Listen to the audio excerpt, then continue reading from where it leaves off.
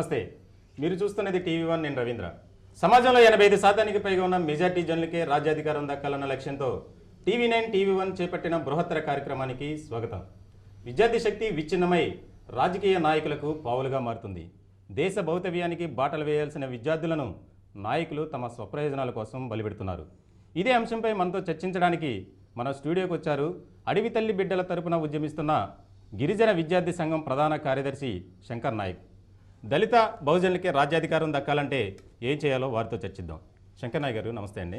అంటే రాష్ట్రంలో గిరిజన విద్యార్థులు పడుతున్న సమస్యల గురించి మీరు ఒక గిరిజన విద్యార్థి సంఘాన్ని ఏర్పాటు చేశారు. ఆ విద్యార్థి సంఘం ద్వారా మీరు ఎన్నో సమస్యలను పరిష్కారం చేయడానికి పాటుపడుతున్నారు. అంటే మీకు అసలు ఆ గిరిజన విద్యార్థి సమస్యల గురించి పోరాడాల్సిన అవసరం ఎందుకు వచ్చింది? మీకు ఆ యొక్క స్ఫూర్తి ఏంటి? సార్, ఈరోజు సమాజంలోని నాగరిక సమాజానికి దూరంగా ఉంటూ మారుమూల ప్రాంతాల్లో నివసిస్తున్నది, కొండ కోణల్లో నివసించేది ఎవరంటే గిరిజనులు.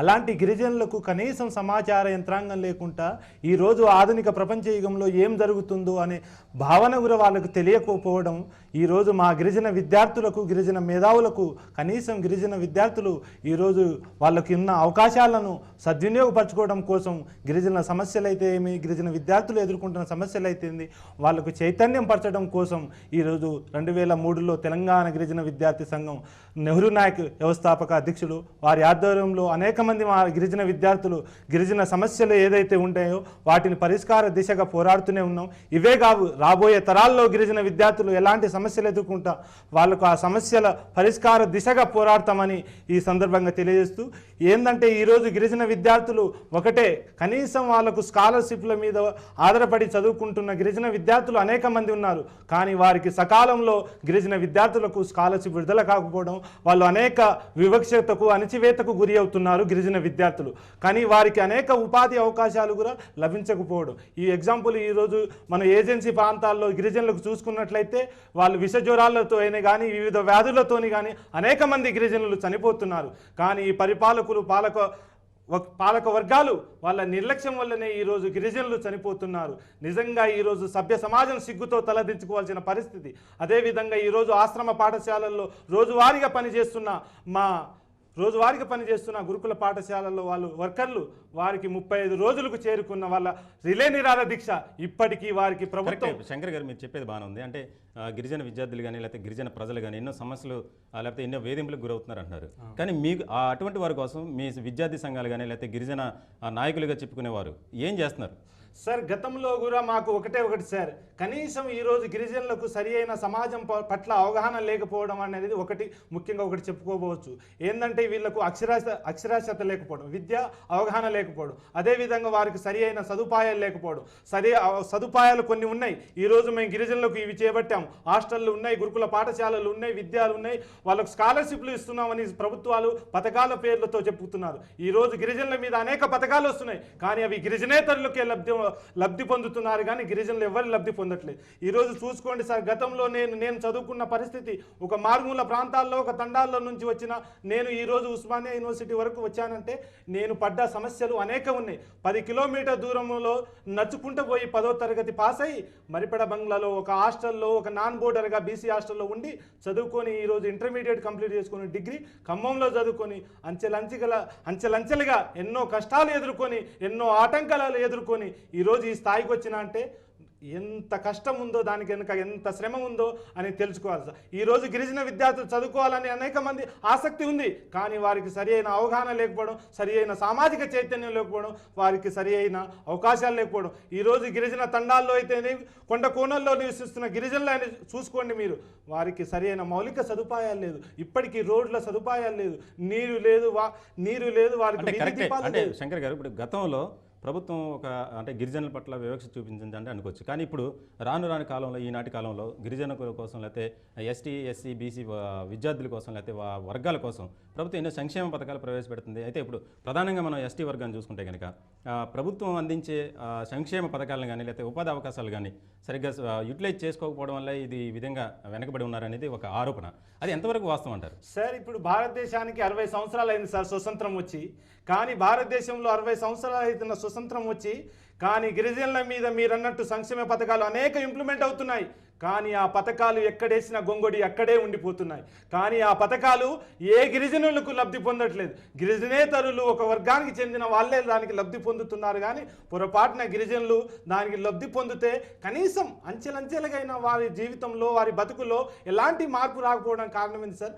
అంటే గిరిజనులకు వాళ్ళు పథకాలు చేపడుతున్నాం, 1కి 10 సార్లు చెప్పుకుంటారు. ఈరోజు కార్యక్రమంలో మరి డిస్కషన్ తర్వాత చేద్దాం. కాలర్స్ని ఇన్వైట్ చేద్దాం.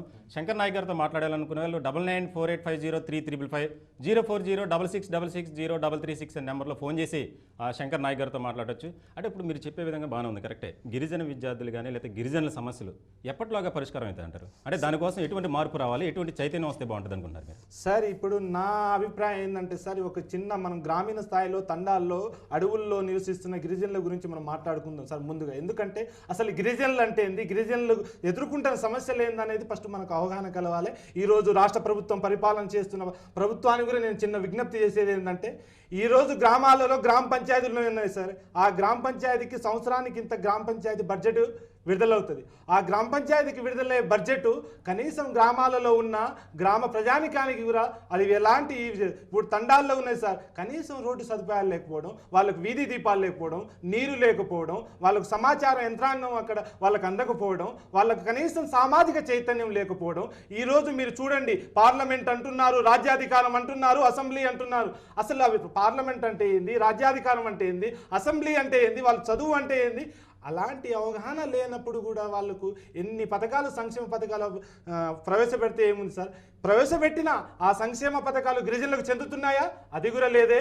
కానీ గిరిజనేతరులు ఎంతో మంది. శంకర్ గారు అవగాహన లేదంటున్నారు, మార్పు రావట్లేదు అంటున్నారు. కానీ మీ విద్యార్థి సంఘం లాంటి నాయకులు కానీ, లేదంటే ఇప్పుడు మీరు చెప్పే విధంగా కానీ ఎంతోమంది నాయకులు పుట్టుకొస్తున్నారు, పుట్టగొడుగులాగా ఆ విద్యార్థి సంఘాలని, లేకపోతే కులానికి సంబంధించిన సంఘాలు కానీ, అవి ఎంతవరకు పోరాటం చేస్తున్నాయి? మీరు ఉదాహరణకి చెప్పారు అవగాహన లేదని. మీ విద్యార్థి సంఘం తరపున, అంటే గిరిజన విద్యార్థి సంఘం నుంచి ఒకటి పెట్టారు, దాని తరపున ఎటువంటి చైతన్యం తీసుకొచ్చారు, ఎటువంటి అవగాహన కల్పించారు గిరిజన? అయితే మీరు చెప్పినట్టు గతంలోనే మేము ఎప్పుడైతే సంఘం స్థాపించారో తెలంగాణ గిరిజన విద్యార్థి సంఘం, ఈ తెలంగాణలో ఉన్న గిరిజనులు ఎవరైతే ఉన్నారో, తెలంగాణ పోని యావత్ రాష్ట్రం సమస్యల దృష్టిలో తీసుకొని వారి గిరిజన విద్యార్థులు, ఫస్ట్ ఆఫ్ ఆల్ గిరిజన విద్యార్థులు ఒక గదిలో, ఒక క్లాస్ రూమ్లో 4 గదుల మధ్యలోనే పరిమితం కాకుండా సమాజంలో గిరిజనులు ఎదుర్కొంటున్న సమస్యల గురించి వాళ్ళకు అవగాహన కలవాలి. కేవలం ఒక క్లాస్ రూమ్కే పరిమితం కాకుండా కాల్ తీసుకుందాం. మీతో మాట్లాడడానికి రామచంద్రరావు గారు లైన్లో ఉన్నారు, ఖమ్మం నుంచి. రామచంద్రరావు గారు. అవును సార్, మాట్లాడండి. సార్ మాట్లాడండి. సార్ నమస్తే అండి.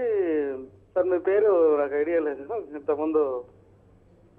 సార్ ఇప్పుడు శంకర్ నాయక్ గారితో మాట్లాడొచ్చు కదా? మాట్లాడండి సార్. శంకర్ నాయక్ గారు నమస్తే అండి. నమస్తే సార్. నమస్తే సార్. నేను ఇప్పుడు ఖమ్మం నుంచి మాట్లాడుతున్నాను. మీరు మరిపడి బంగ్లా ఖమ్మం అంటే నాకు మీతో మాట్లాడాలనిపించింది. ఓకే, సంతోషం సార్. మీరు ఏ తండా నుంచి సార్? సార్ సార్ మీరు ఏ తండా నుంచి? సార్ నాది మరిపేట బంగ్లా బాబోజీగూడెం భోజ్య తండా అని ఒక మారుమూల ప్రాంతంలో ఉన్న. అసలు బహుశా మీకు తండ పేరు కూడా తెలియకపోవచ్చు. రామచంద్ర గారు, మీరు అడిగేది శంకర్ నాయక్ గారితో ఏమన్నా అంటే మీ సూచన కానీ సలహా కానీ అభిప్రాయం చెప్పాలనుకుంటే డైరెక్ట్గా అడగండి, స్పష్టంగా. అదే అడుగుతాను, జస్ట్ మా ఏరియా కాబట్టి నేను పరిచయం చేసుకుంటాను అంతే. ఓకే ఓకే, మంచిది. అయితే ఇక్కడ గిరిజన భవిష్యత్తు గురించి, గిరిజనుల వాళ్ళకున్న సమస్యల గురించి అనేక విషయాలు మీరు స్టడీ చేస్తున్నారు. తర్వాత గిరిజనులకు ప్రభుత్వం కేటాయిస్తున్న బడ్జెట్ కానీ, తర్వాత ఎట్లా నాయకులు దోపిడీ చేస్తున్నారు అనేది చూస్తున్నారు. మనం ఒక కోణంలో ఆలోచించాలి. దళిత బహుజనులకు రాజ్యాధికారం అన్నప్పుడు దళిత బహుజన నాయకత్వం ఎవరైతే ఉందో, ఇప్పుడే ఈ సమాజంలో దళిత బహుజనుల తరఫున నాయకులు ఎవరైతే ముందుకు పోతున్నారో మరి వాళ్ళు ఏ విధంగా ఈ గిరిజనుల్ని, దళిత బహుజనుల్ని ఏ విధంగా ఇబ్బంది పెడుతున్నారు, రాజకీయంలోకి ముందుకు రాకుండా రాజకీయ ద్రోహులుగా ఎందుకు మారుతున్నారు. తర్వాత విద్యార్థి సంఘాలు ఒక పక్కన పెడితే ముఖ్యంగా రాజ్యాధికారం కోసం, రాజకీయ అధికారం కోసం పోరాడే ఈ నాయకులు, మన గిరిజన నాయకులు కానీ, దళిత నాయకులు కానీ, బహుజనులు, వీళ్ళందరూ ఏ కోణంలో పోతున్నారు, వాళ్ళకి ఎలాంటి మార్గాన్ని చూపెట్టాలి, దాని తరపున మీరు విద్యార్థి సంఘం తరపున మీరు వాళ్ళకి ఏం సూచనలు ఇస్తారో టీవీ ద్వారా మీరు సూచనలు ఇవ్వండి. ఓకే, థ్యాంక్ యూ అండి. మీలాంటి విద్యార్థి సంఘ నాయకుల కోసం ఆయన ఒక క్వశ్చన్ వేశారు. అంటే మీలాంటి నాయకులు అటువంటి వారి కోసం ఎటువంటి మార్పు తీసుకొచ్చే కార్యక్రమాలు చేస్తున్నారు, అవగాహన కార్యక్రమాలు కానీ, లేకపోతే చైతన్య కార్యక్రమాలు కానీ? సార్ ఇప్పుడు గతంలో కూడా మేము ఉస్మానియా క్యాంపస్ రాష్ట్రానికి కేంద్ర బిందువు అయిన ఉస్మానియా క్యాంపస్ నుండి ఒక కార్యక్రమం చేపట్టాం సార్. ఏదైతే కార్యక్రమం అంటే గిరిజన విద్యార్థుల గర్జన. అంటే ఈ గర్జనల ముఖ్య ఉద్దేశం ఏంటిదంటే రాష్ట్రంలో ఉన్న అన్ని ప్రజానికం అన్ని వర్గాలు తమ తమ సమాజానికి ఒక మెసేజ్ ఇస్తుంది, ఒక కార్యక్రమాల ద్వారా వాళ్ళు పిలుపునిస్తున్నారు. అదేవిధంగా రాష్ట్రంలో ఇంతమంది గిరిజనులు ఉన్నా, ఇంత పర్సంటేజ్ గిరిజనులు ఉన్నా, గిరిజనుల సమస్యలు అనేక ఎదుర్కొంటున్నారు.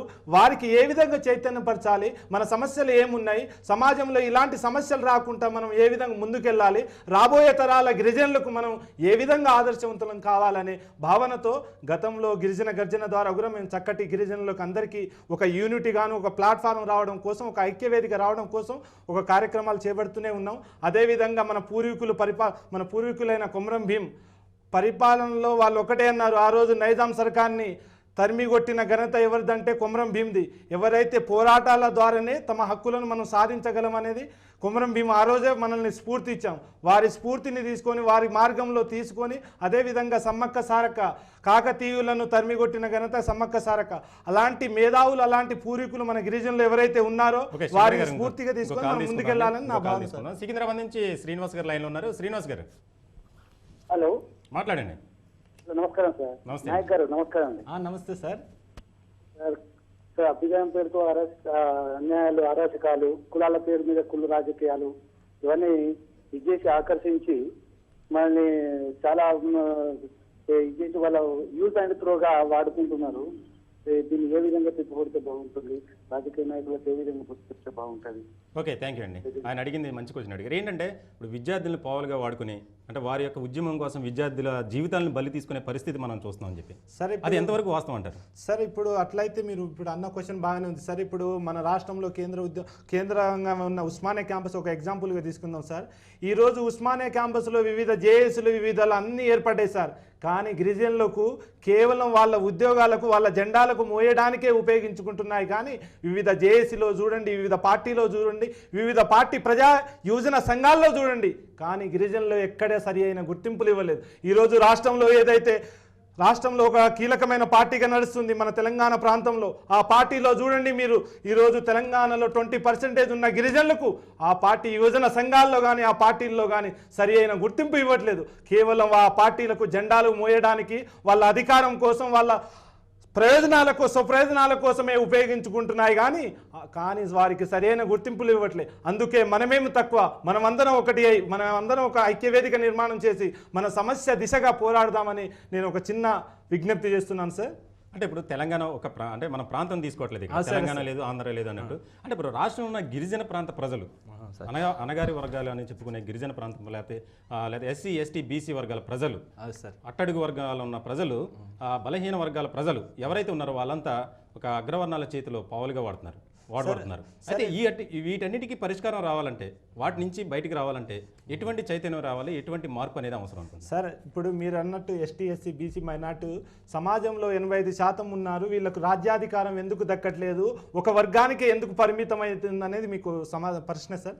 ఆ ప్రశ్నకు నా ఒక చిన్న ఒపీనియన్ ఏంటంటే సార్, నా అభిప్రాయం ఏంటంటే, ఇప్పుడు సమాజంలో ఇంతమంది ఉన్నారు, మనం మెజారిటీ పాపులేషన్ ఉన్నాం, కానీ మనలో ఒక సరి అయిన ఎడ్యుకేషన్ లేకపోవడం, సరి అయిన నాయకత్వం లేకపోవడం, మనలో ధనబలం లేకపోవడం, ఈరోజు కొన్ని పారిశ్రామికవేత్తలు వాళ్ళకు కనీసం వాళ్ళ స్వప్రయోజనాలకే ఉపయోగించుకుంటున్నారు. ఈరోజు మెజారిటీ పాపులేషన్, మొన్న ఎగ్జాంపుల్ భారతదేశ పార్లమెంట్లో అణు ఒప్పందం చూసుకోండి సార్. అణు ఒప్పందంలో కేవలం ఒక పారిశ్రామికవేత్తలు అణు ఒప్పందం ఈ టాపిక్ తర్వాత డిస్కస్ చేద్దాం. ఇంకొక కాలర్ లైన్లో ఉన్నారు, వైజాగ్ నుంచి కుమారి గారు లైన్లో ఉన్నారు. కుమారి గారు మాట్లాడండి.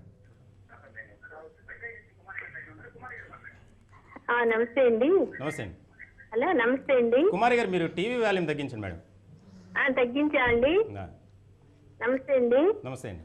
హలో, మాట్లాడండి. ఇప్పుడు మాట్లాడుతున్నారు కదండి, ఇప్పుడు ఈ మెజారిటీ గురించి మాట్లాడుతున్నారు కదండి. రోజు పూటకి ఒక్కొక్కళ్ళు వచ్చి వాళ్ళు ఫోన్ నెంబర్ గాని అంటే వాళ్ళతో కాంటాక్ట్ చేసి అందరూ మేము మాట్లాడుకోవడానికి వీలుగా వాళ్ళ ఫోన్ నంబర్ కానీ అడ్రస్ కానీ ఆ పక్కన ఇవ్వచ్చు కదా అని అడుగుతున్నా అండి. ఓకే, తప్పకుండా అండి.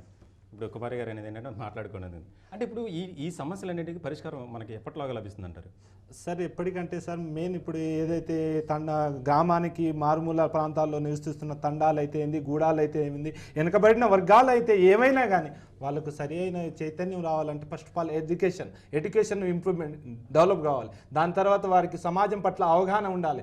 వారి కనీసం ఈరోజు సమాజంలో ఇంతమంది పాపులేషన్ గిరిజనులు ఉన్నారు, కనీసం వాళ్ళ ఓట్ల హక్కులు వాళ్ళు ఏ విధంగా ఉపయోగించుకోవాలో వాళ్ళకి తెలియని పరిస్థితి ఉంది. ఇలాంటి పరిస్థితి ఉందంటే ఎందుకు? ఈ ప్రభుత్వాల నిర్లక్ష్యమే కదా సార్. ఈ ప్రభుత్వాలు ఏదైతే సంక్షేమ పథకాలు ఇంప్లిమెంట్ చేస్తున్నాయో ఆ సంక్షేమ పథకాల ద్వారా గిరిజనులకు కానీ వెనకబడిన వర్గాలు అన్ని వర్గాలకు వారికి ఎడ్యుకేషన్ చక్కగా ఇచ్చేసి వారికి చైతన్యం పరిస్తే వారికి కూడా సమాజం పట్ల ఒక అవగాహన ఉంటుంది. సమాజంలో పార్లమెంట్లో ఎలక్షన్లు ఎందుకు జరుగుతున్నాయి, అసెంబ్లీ ఎలక్షన్లు ఎందుకు జరుగుతున్నాయి, వాటి పట్ల వాళ్ళకు అవగాహన ఎప్పుడైతే వస్తాయో వారు సమాజం గురించి అర్థం చేసుకోగలుగుతారు. అప్పుడే వాళ్ళు రాజ్యాధికార దిశగా ముందుకెళ్తారు. ఈరోజు మీరు ఉత్తరప్రదేశ్లో చూడండి, మన ఒక మహిళ ఆమె ఏ విధంగా ఈరోజు అగ్రకులస్తులకు 5% రిజర్వేషన్ ఇచ్చి ఒక రాజ్యాధికారం తన చేతుల్లో ఏ విధంగా తీసుకుందో అలాంటి వాళ్ళకు కూడా మనం ఒక ఆదర్శంగా తీసుకొని వారి స్ఫూర్తిలో వారి మార్గంలో మనం ముందుకెళ్లాలని నా చిన్న విజ్ఞప్తి. అంటే ఉత్తరప్రదేశ్లో మాయావతి గారి నాయకత్వం మన రాష్ట్రంలో రావాలంటే ఏం చేయాలంటే సార్ ఫస్ట్ ఆఫ్ ఆల్ ఏదైతే ఈరోజు ఎస్టీ ఎస్సీ బీసీ మైనార్టీలు ఉన్నారో సార్,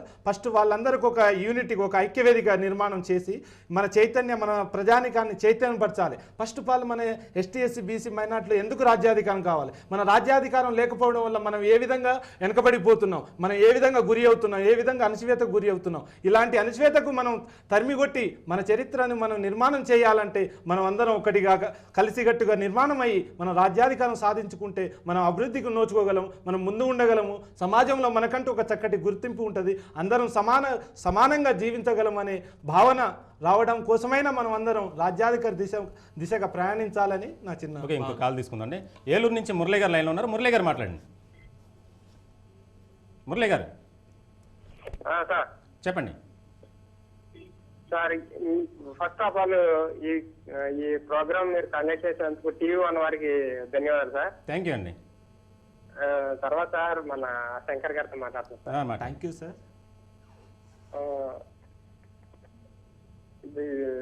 అట్టడుగు వర్గాల వారికి ఈ రాజ్యాధికారం కాదు సార్. విద్యార్థి సంఘాలు అలాగే ఫస్ట్ ఆఫ్ ఆల్ ఉద్యోగస్తులు ఎవరైతే SC ST BC minority reservation తో ఉద్యోగాలు సంపాదించారో వాళ్ళంతా జేఏసీగా ఏర్పడి ఈ కింది వర్గాల వారిని నిరక్షరాస్యుల్ని పైకి తీసుకొచ్చే ప్రయత్నం చేయాలని ఆశిస్తుంది సార్. ఓకే, థ్యాంక్ యూ అండి. ఇప్పుడు ప్రధానంగా ప్రతిదానికి జాయింట్ యాక్షన్ కమిటీ జేఏసీ అనేది ప్రధానంగా ఒక ఇదైపోయింది. ఆయన అనేది ఏంటంటే దానికి కూడా అంటే ఎస్సీ ఎస్టీ బీసీలను ఐక్యపరచడానికి ఒక జేఏసీ అవసరం అని ఆయన అంటారు. అది వాస్తవం అంటారా? కరెక్టే సార్. వాస్తవంగా నేను చెప్పుకోవాలంటే ఇప్పుడు జేఏసీ అనేది సార్, ఇప్పుడు ఏదైతే విద్యార్థి సంఘాలు అయితే ఉన్నాయో, ఏవైతే ఉద్యోగ సంఘాలు ఉన్నాయో, ఏవైతే వ్యాపారస్తులు కానీ మహిళా సంఘాలు ఏవైతే ఎస్టీ ఎస్సీ బీసీ అన్ని సంఘాలు అన్ని పబ్లిక్స్ అందరూ జనాభా కలిసికట్టుగా ఒక రాజ్యాధికారం దిశగా మనం ఎందుకు కావాలి, మనం ఎందుకు రాజ్యాధికారం కావాలి, రాజ్యాధికారం లేకపోవడం వల్ల మనం ఏమో నష్టపోతున్నాము, రాజ్యాధికారం ఉంటే మనం ఏ విధంగా అభివృద్ధికి నోచుకోగలము, ఇలాంటి వాటికి చైతన్యపరచడం కోసం ఒక జేఏసీ ఏర్పడ్డా కూడా దాన్ని స్వాగతించవచ్చు సార్. ఎందుకంటే ఒక జేఏసీ అనేది ఏంటంటే సార్, అందరి భావాలను ఒకటిగా ఐక్యంగా పోరాడడం కోసం జేఏసీ కూడా ఒక ఇంపార్టెంట్ అవుతుంది సార్. ఎందుకంటే సార్ ఈరోజు జేఏసీ లేదనుకో, నేను ఒక గిరిజన విద్యార్థి సంఘం అని అంటాను, ఈరోజు ఇంకో అబ్బాయి దళిత సంఘం అని అంటారు, ఇంకో బహుజన సంఘం అని అంటారు. అన్ని సంఘాలను కలయికగా ఏర్పాటు చేసి ముందుకెళ్లాలంటే ఒక జేఏసీగా ఏర్పడ్డా కూడా దాంట్లో చక్కగా మనం సంతోషించవచ్చు. కాల్ తీసుకుందామండి. పాలకొల్లు నుంచి రేచర్ల గారు లైన్లో ఉన్నారు. రేచర్ గారు మాట్లాడండి. హలో, మాట్లాడండి. నమస్తే సార్. నమస్తే అండి. జై భీమ్ తమ్ముడు. జై భీమ్. ఇప్పుడు రాజ్యాధికారం గురించి మాట్లాడుతున్నారు కదండి. అవునండి. ఆల్రెడీ అంబేద్కర్ మనకు ఒక పార్టీ ఇచ్చాడండి, ఏనుగు గుర్తుని. ఈ పార్టీని విస్మరించి ఎస్సీలు మాలలో మాదిగులు ఉన్నారు కదండి, వీళ్ళే పక్క దుర్మార్గులు. వీళ్ళే పూలి అంబేద్కర్ ఆలోచనని తప్పుదో పట్టిస్తున్నారండి. ఆయన ఓటిచ్చాడు, ఒక రాజకీయ పార్టీ ఇచ్చాడు, కత్తులు కర్రలు తుపాకులు పట్టుకొద్దు అన్నాడు. వీటి కంటే పవర్ఫుల్ అయిన ఆయుధం ఓటు అని చెప్పాడండి ఆయన. ఓటు ద్వారా రాజ్యాధికారంలో కనుక ఇప్పుడు ఆల్రెడీ సగం భారతదేశం మన గుప్పట్లో ఉంది కదండి, సగం భారతదేశానికి మనమే ప్రధానులు. ఎంతకన్నా ఏం చెప్పగలమండి? దీనికంటే నాకు దగ్గర చెప్పేది ఏమీ లేదండి. నేను పాలకొల్లు నియోజకవర్గం బహుజన సమాజ్ పార్టీ నాయకునండి. ఓకే, థ్యాంక్ యూ అండి. జై భీమ్ తమ్ముడు. థ్యాంక్ యూ అండి. Thank you. ఆయన అనేది మీకు అర్థమైంది కదా. దాని చెప్పండి సార్.